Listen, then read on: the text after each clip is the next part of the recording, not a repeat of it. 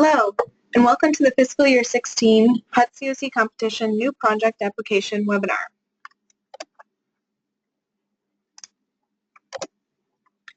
Just to introduce our team here at All Chicago first, I am Amanda Borda, Program Manager, and I will be leading this webinar today. The rest of our team you may interact with throughout the HUD CoC competition process are Elizabeth Perez, Program Coordinator, Dave Thomas, Director of Programs, and Consuela Brown, Vice President of Programming. A little housekeeping first. The webinar is being pre-recorded and will be available along with the slides on the All Chicago website. That's www.allchicago.org. Therefore, we will not be responding to any live questions throughout this broadcast today. You can direct any questions to cocprograms@allchicago.org at any time.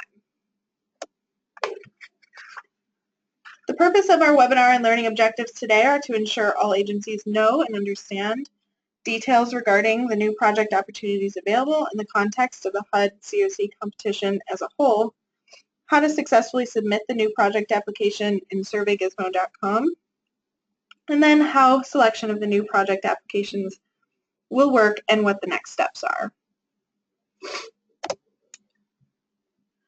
All right, so just to provide a little bit of that initial context for those who may not be familiar with the HUD CoC competition process. When we say HUD, we mean the U.S. Department of Housing and Urban Development, which funds the CoC or Continuum of Care program. So HUD's previously separate grant programs were consolidated through the HEARTH Act in 2009, which stands for Homeless Emergency Assistance and Rapid Transition to Housing Act, which reauthorized the HUD-McKinney-Vento Act. The CoC program through HUD funds permanent supportive housing, rapid rehousing, safe havens, transitional housing, and supportive service-only projects. Continuum of Care program through HUD is a collaborative program which functions at the local level through established geographic areas called Continuum of Care. For Chicago, we are the Chicago Continuum of Care, Illinois 510, and locally work within the city limits. So that does not include suburban Cook County. CoCs are basically established local areas that work collaboratively to create and implement strategies to end homelessness in their given geographic area. For the HUD CoC program competition, applicants do not apply directly to HUD for individual grants, but instead apply through their CoC via a collaborative applicant. And for Chicago, that is us here at All Chicago. The Chicago CoC is governed as a whole by a committee structure, which is overseen by the CoC board. So for more information on the CoC committee structure and board, you can review the CoC governance charter, which is available on the All Chicago website. Annually, CoCs must compete on a national level for funding through what is called the CoC program competition. HUD releases a notice of funding availability, opening the competition process, where agencies can apply to renew their existing grants or apply for new grants if allowed. So the NOFA outlines what opportunities are available for renewal as well as new projects. If in fiscal year 16, new projects can be created through bonus funding, which is new dollars to our system, or reallocation, which basically is existing dollars that are now being reallocated to new projects away from renewals. And so we will talk more about these two different opportunities in just a few moments. To provide just a little bit of additional context, while the NOFA outlines various policies and policy priority around ending homelessness, these often reflect the larger priorities outlined in the federal strategic plan to prevent and end homelessness, which is called Opening Doors. Some of the goals outlined in that document are to end chronic homelessness by 2017, and to end homelessness for families and youth by 2020. And locally, the Chicago Continuum of Care supports these goals as well. So through our local plan, Plan 2.0, we have further drilled down these goals for our local continuum to ensure we meet the goals of the federal strategic plan. And this includes expanding and increasing units for permanent supportive housing and rapid rehousing, PSH and RRH, as I might refer to them going forward. Now to dive into the bonus funding opportunity for fiscal year 16. Again, this is potential new dollars to our system. So when I say bonus, that means it's new dollars to our system that we don't yet have. The local CoC will determine if one or more new project applications will be submitted to HUD. This occurs through the committee structure outlined in the charter that I just mentioned. As outlined in the NOFA, CoCs may apply for up to $3,122,407, which basically equates to 5% of their annual renewal demand. So for Chicago, that's that amount that I just mentioned, $3,122,407. Bonus applications can be submitted for two types of projects. The first is permanent supportive housing that will serve 100% chronically homeless individuals and families, as defined by HUD. Or rapid rehousing projects that will serve individuals and families, and that can include youth, that are considered to be literally homeless, as defined by HUD.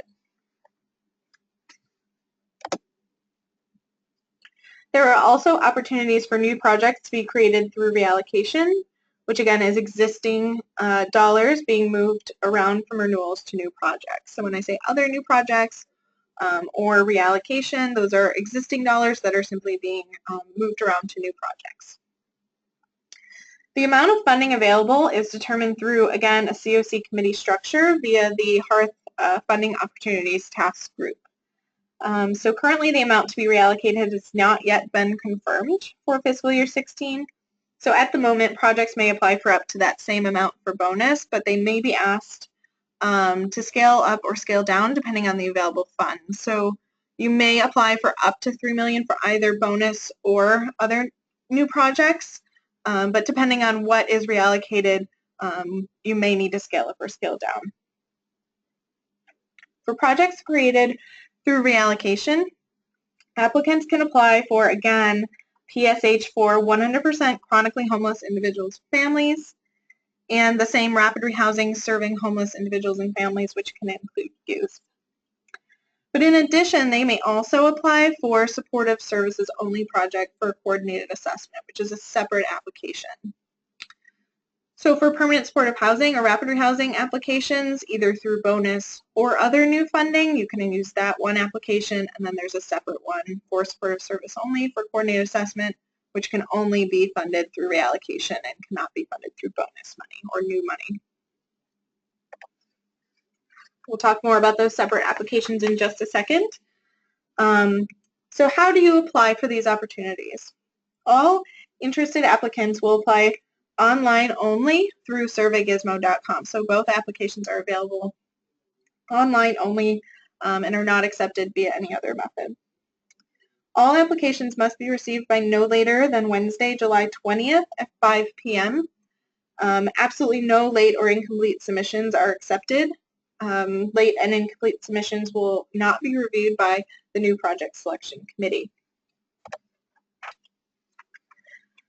So let's dive right into the new project application for PSH and rapid rehousing. So I'll talk a little bit later about the coordinated assessment SSO project. That's a little bit different. So for now, we'll talk just about the PSH and rapid rehousing application, which is through bonus or through reallocation. So you must first be a 501c3 organization and apply for any amount up to that total that I already mentioned, which has to be expended within 1 year of contract execution.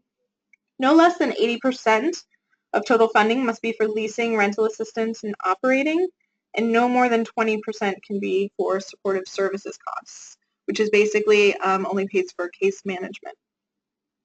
So there are additional restrictions that are set by HUD in terms of budgeting and the categories that are allowed that all applicants should review prior to applying, so you can review all of that on the HUD website. We'll talk about resources at the end. But you should review and understand the different budget categories that are allowed depending on your project type. Projects must begin housing first program participants within 6 months of the award. So again, you have to be able to expend the amount within that contract year.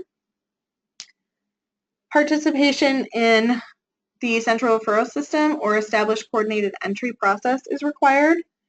And so this is subject to change as coordinated entry becomes fully implemented and additional requirements are rolled out, but currently referrals must come from the central referral system, or CRIS as we call it, CRS. Projects must also utilize the Housing First model. We won't get into details about this model here specifically, but if you're unfamiliar, there are a number of resources available on the HUD website or other online resources. But basically the Housing First model is an approach that centers on providing homeless people with housing options first and subsequently providing services as needed. It is housing-based with an immediate and primary focus on helping individuals and families quickly access permanent housing. So if you need more information about that, again, access other additional resources, which we'll talk about at the end. Projects are also required to utilize the Homeless Management Information System, or HMIS, to capture client information. So this is the database used by all CoC funded projects as required by HUD. Projects must also be in alignment with the Chicago Program Models Chart and Chicago's Plan 2.0, as discussed earlier in the webinar. The Chicago Program Models Chart outlines the essential elements of each project type within our CoC, along with acceptable standards and overall outcomes. So this can be reviewed on the All Chicago website. We'll have a link to that at the end as well. The following are additional requirements that all projects must meet to be in alignment with HUD standards. The type and scale and location must fit the needs of the participants. The type, scale, location of services, so both housing and services must meet the needs of participants. There must be a plan for ensuring participants will be assisted with mainstream health, social, and employment benefits. Participants must be assisted to obtain and remain in permanent housing, so the goal must be focused on placement and retention in permanent housing. And participants must also be assisted to increase their income and live independently. For these project types that I've talked about, and for permanent supportive housing for all 100% chronically homeless or rapid rehousing, through these opportunities, 100% of the participants have to meet the definition of literally homeless, and for PSH additionally must also meet the definition of chronically homeless. So those definitions specifically are available on the HUD Exchange website. So if you're not familiar with the definitions from HUD based on literally homeless or chronically homeless, be sure to review those as well. And then finally, amenities must also be accessible in the community. So to access that new project online application for PSH and rapid rehousing project proposals, again, there will be separate links. So this one is just if you're interested in applying for either the permanent supportive housing or rapid rehousing options. And the link is provided there in this slide. That's also available on the All Chicago website and was sent out via our e-newsletter. The application will include the following sections. It'll be a general section for basic contact information, followed by 4 narrative sections, and finally an attachment section. So the general information section, again, has basic info such as primary and secondary contacts, as well as your total amount being requested for the new project. You should also indicate the projected number of units based on the amount being requested, as well as target populations and location. You'll be asked to indicate whether the project is project-based or a scattered site project type as well. Be sure with your primary contact that this is the primary contact that you'd like us to reach. That will also be the person that receives any confirmation emails from the online application, so ensure that that email address is entered appropriately and that's the person you want it to be, because that's the person who will receive all the notifications and everything afterwards. I'll take just a moment to explain briefly each of the 4 narrative sections in this application. For these sections, please note that you'll also be allowed just up to 4 pages each, or for a total of 16 pages. So please pay close attention in each of these applications to the page limits for each section so that everything is completed appropriately. The first narrative section will ask about your previous experience as an agency serving this type of population that you have identified in the first section, meaning what is your previous experience working with those experiencing homelessness as well as highly vulnerable individuals and families, particularly those that have high barriers. You must also demonstrate previous ability to achieve performance outcomes. So data is requested and encouraged when completing this section of the application. If you previously operated a PSH or rapid rehousing project, you'll be asked for previous outcomes data. If your agency does not provide these program types currently, you'll be asked to speak to the outcomes of similar programs your agency has operated or otherwise somehow demonstrate how your agency has been able to meet performance outcomes for these types of projects. Applicants will also be asked to include occupancy rate information for other programs operated. So if you already operate a PSH or rapid rehousing, please provide your occupancy rates for basically your program at full capacity. And then the next section for service delivery will ask about the full range of services to be offered, including the case management ratio. So what will be provided directly versus through leverage or memorandums of understanding, MOUs, or other partner agreements in the community. So what will you provide in-house versus out? And then applicants will also, in this section, be asked about the diversity of services, so how your services will be a variety and how they will accommodate those with a variety of needs. Applicants are asked to provide a basic organizational chart or staffing pattern for the proposed project in this section as well.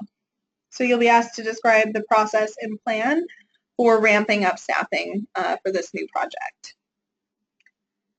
Mentioned earlier, services is limited to just 20% of the budget, so applicants are asked to explain how they plan to acquire additional resources to provide services and support those costs. This section will also ask about tenants' rights and participant focus items, such as what are the consequences for tenants who do not engage in services. It will also ask about previous experience and outcomes related to discharging clients, both voluntary and involuntary. And additionally, there will be a question related to property management and interaction with landlords.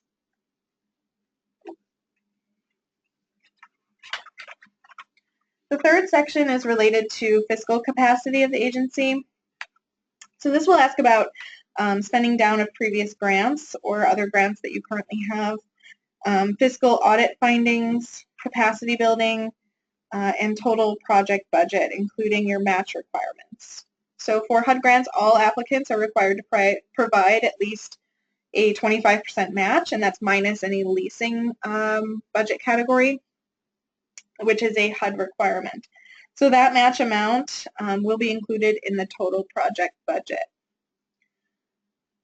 Finally, the last narrative section in the PSH Rapid Rehousing application is the Readiness to Proceed section. This section refers to the overall site for the project. So will it be an established site, or are you requesting acquisition or construction of a building? So please note that HUD has not funded acquisition, rehab, or new construction in previous years, so applicants should consider that strongly when applying. There's also additional requirements that go along with requesting those types of projects. So there will be an additional letter from the alderman required to apply for this particular application, but then there might be additional requirements in the application to HUD as well if you're looking to acquire a building or construct new. So just keep that in mind when filling out the application if that's something you're trying to do. You'll then also need to provide additional details about the scattered site or project-based, basically the configuration of your site, as well as the unit configuration of the project.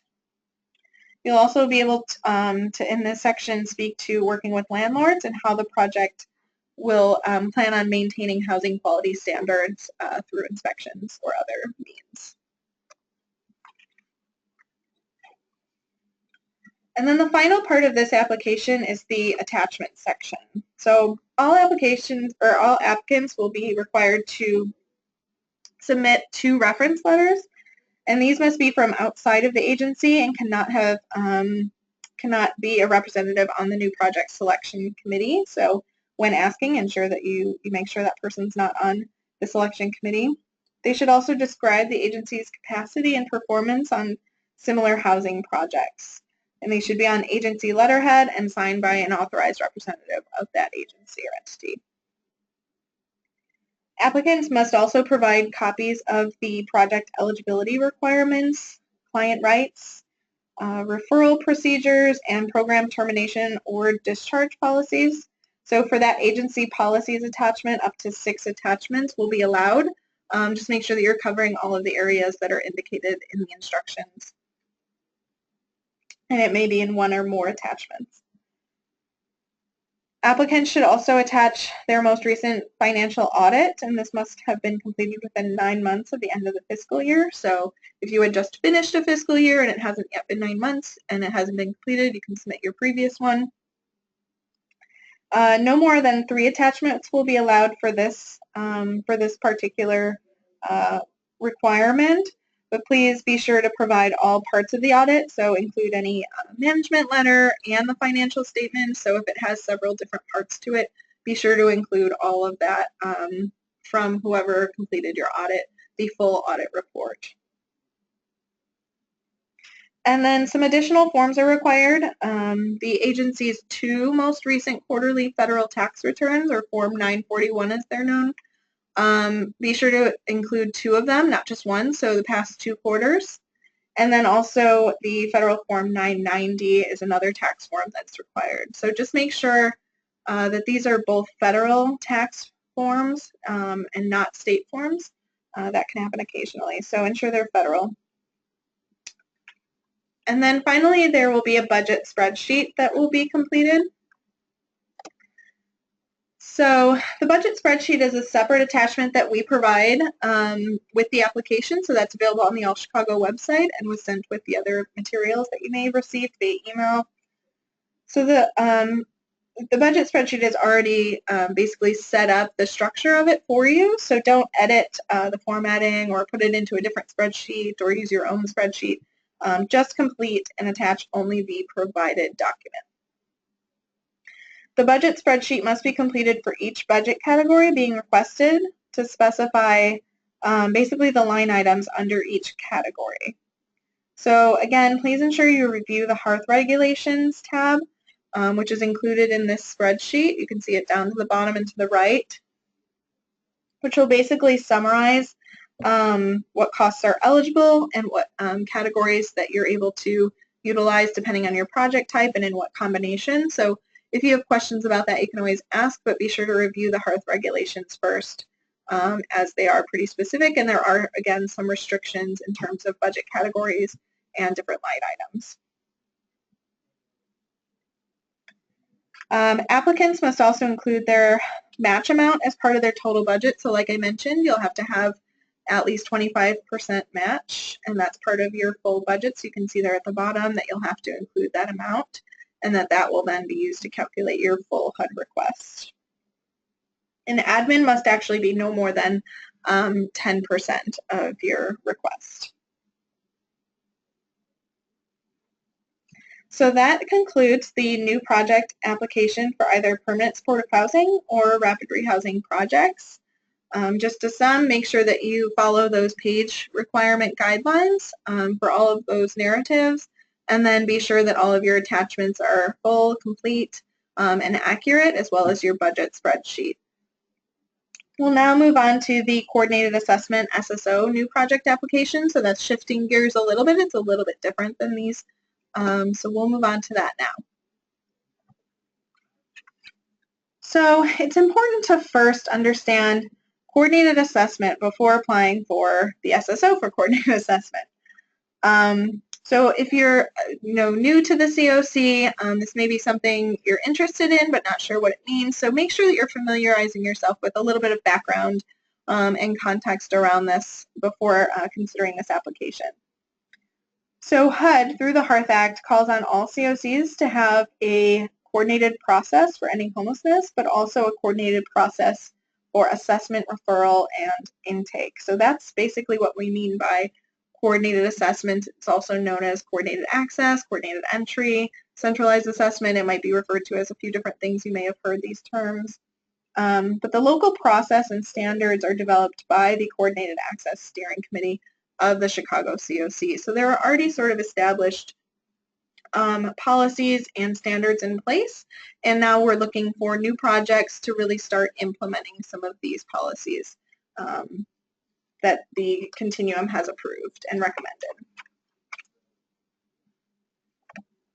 If you're looking for additional resources, applicants are strongly encouraged to review some of these before applying so that you kind of understand that full scope of what coordinated assessment means and what that entails.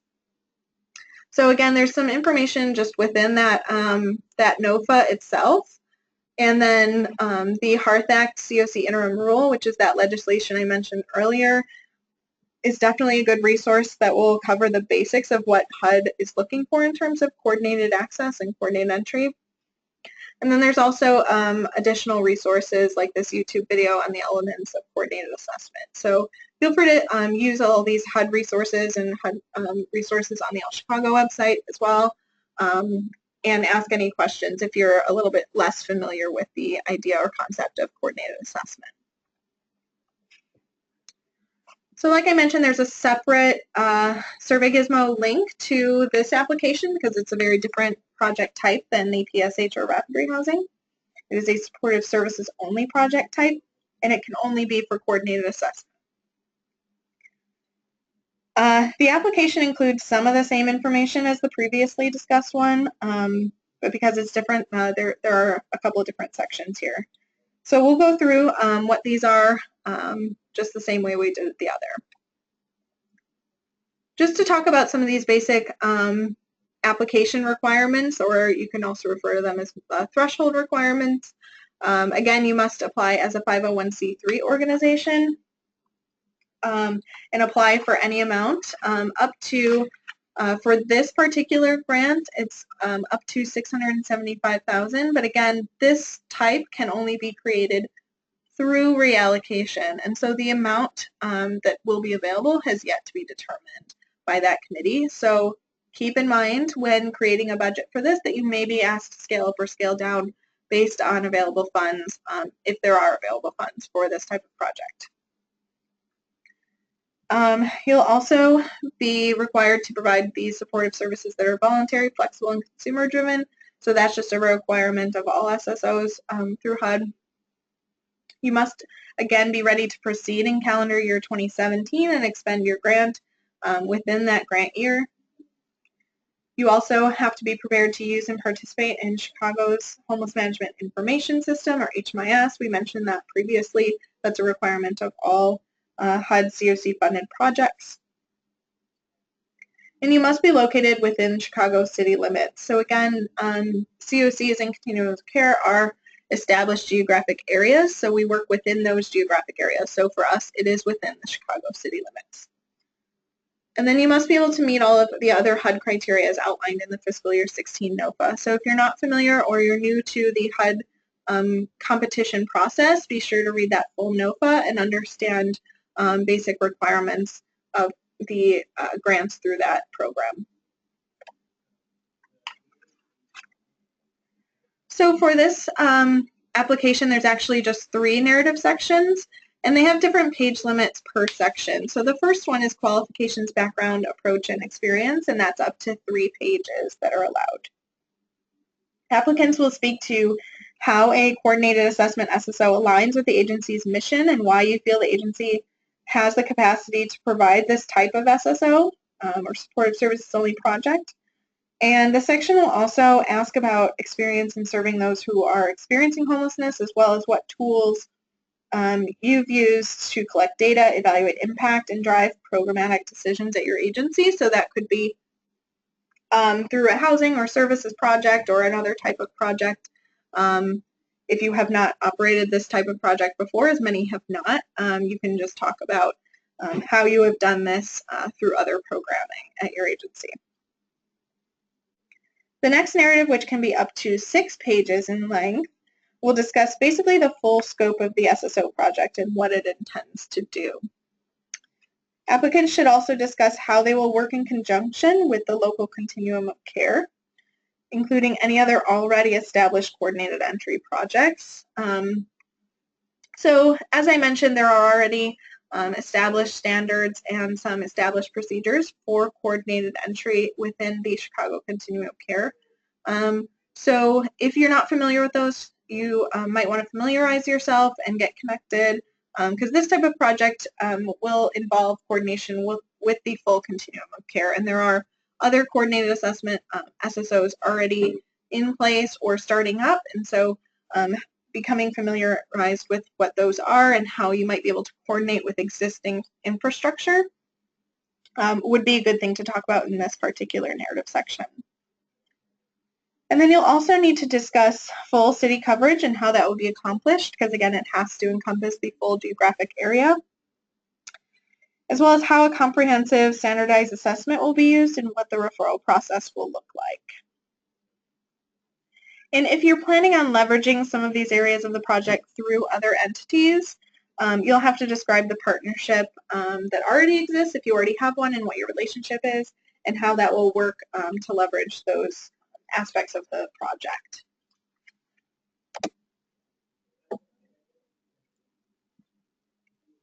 The next section is similar to the previously discussed budget and financial stability section of the PSH and wrap-free housing one. So this narrative goes up to 3 pages, so this one will be a total for the application of 12 pages of narrative. Applicants will again need to respond to how they will acquire additional dollars to support the project, as well as spend down of current and previous grants. And then the agency audit and financial forms will be submitted just the same as the other. So you'll have to submit your previous audit, as well as those other forms that we talked about, the 990s and the 941. The total budget will again need to be submitted here, although because this is a supportive service only project type, the only budget categories allowed are supportive services and admin. So admin can be, again, up to 10%, and then 25% match is also required and is part of the total budget. So it looks a little bit different than the previous grant type of PSH and wrap-free housing, and this one does not require that budget spreadsheet since it all falls under supportive services and admin, and then match. The attachments are, again, similar, so it will be, again, 2 reference letters and the financial documents.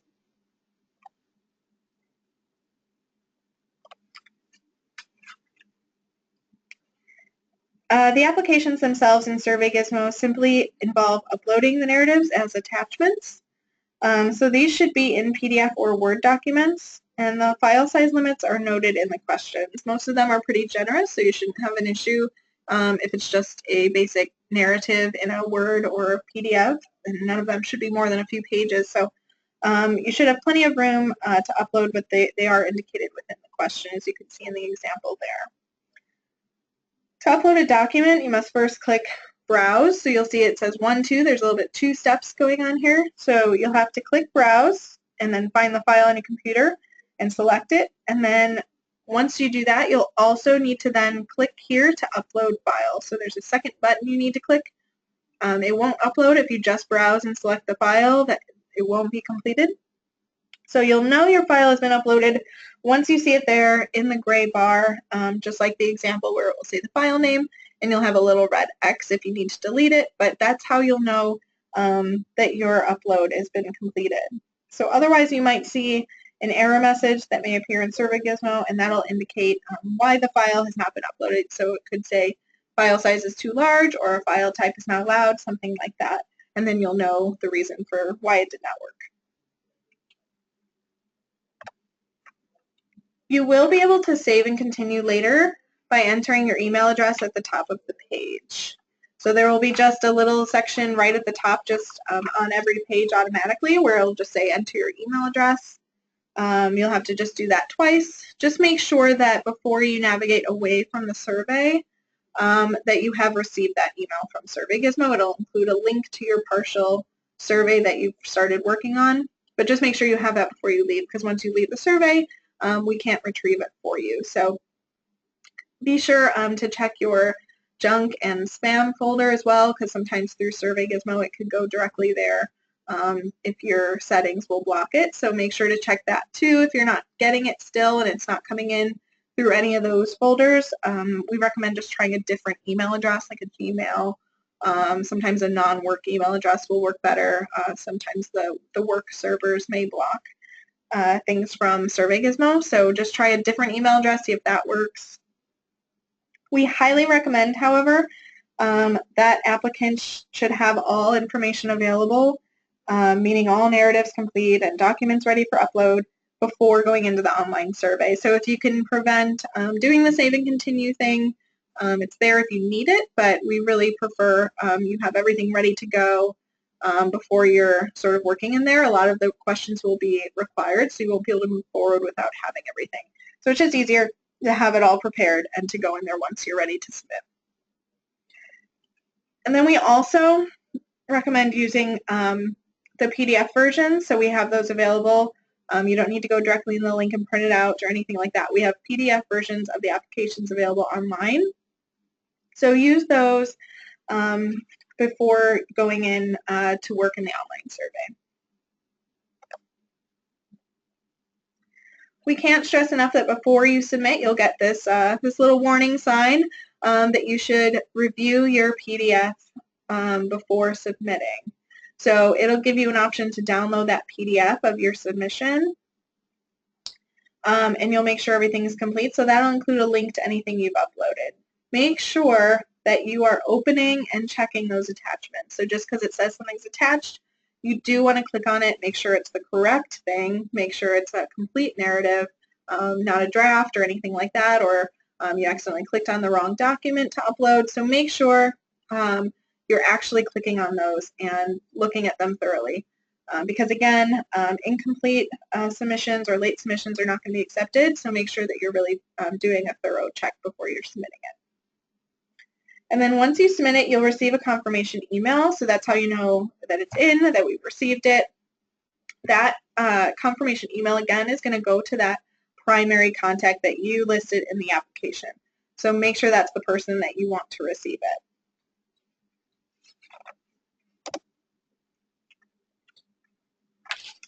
Okay, so what happens next? The new project selection committee will be reviewing all applications and will make a determination of applicants selected to continue. Applicants may be asked to give a brief in-person presentation of the proposal on Wednesday, July 27th between 9 a.m. and noon.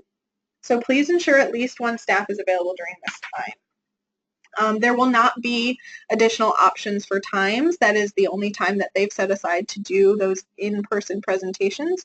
So if you are selected to move on to the next round, you need to ensure that someone is available to speak to this proposal during that time period. And then once those in-person presentations of the semifinalists, as you can call them, the new project selection committee will determine any final applicants, and they will be notified via email very shortly, and we'll talk about the timeline in just a second. Following being notified that you are a final applicant selected to be submitted, All Chicago will work with selected applicants to then complete the new project application in eSNAP. So basically, these are our local applications to the Continuum of Care that are being reviewed by the Continuum of Care committees. So the work does not stop there. You'll then need to actually complete that application that goes to HUD, and that goes through their system called eSNAPs. So there's additional steps that have to happen following this application. But a lot of the information will already be completed through this local application, so it shouldn't be a lot of new. It should just be entering a lot of information you already have. So just to go over the new project application timeline, the, again, due date is Wednesday, July 20th by no later than 5 p.m. No late submissions will be accepted or reviewed by that new project selection committee, so make sure you get it in on time and go into Survey Gizmo early just to account for any of those technical difficulties. And then the estimated date of a new project selection committee decision is Thursday, July 28th. So again, keep in mind that July 27th, Wednesday, is when those in-person presentations. So if you get called back to do that, make sure you have that. And then shortly after that, there should be a decision made. Once you do that, and if you are selected to continue as one of our final applicants, then you'll have to complete that project application in eSnaps with the help of All Chicago. So that is due in draft form by Friday, August 5th. And then we'll basically review that on our end, go back and forth with you on any edits or suggestions, and then all those final edits and your final project application is due in eSnaps by no later than Wednesday, August 10th.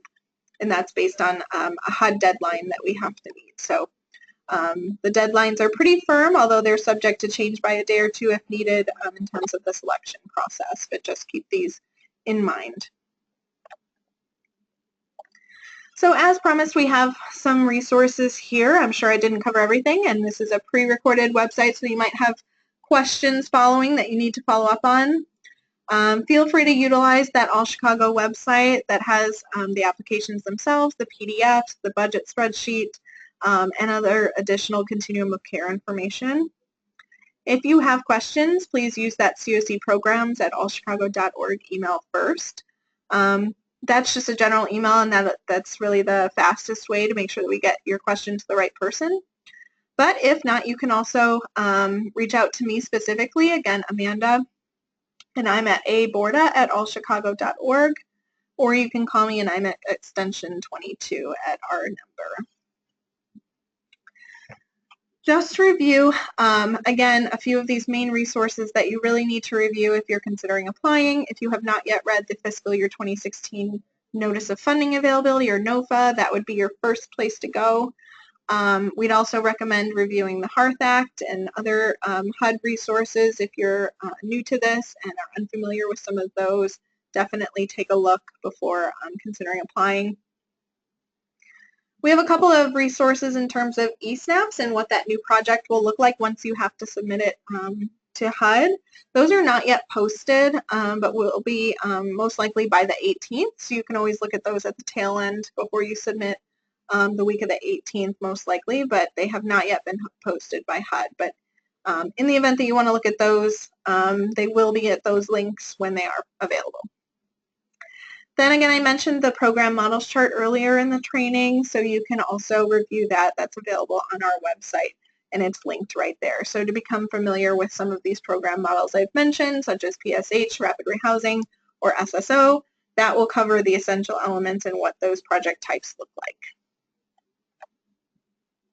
So with that, thank you very much for attending the fiscal year 16 HUD CoC competition new project process webinar. We hope that this gave you some basic information and hope that this will help you get on your way to applying for new projects.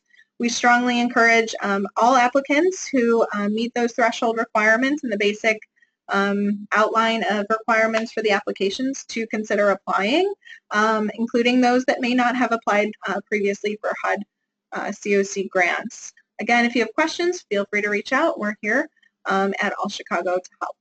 Thanks.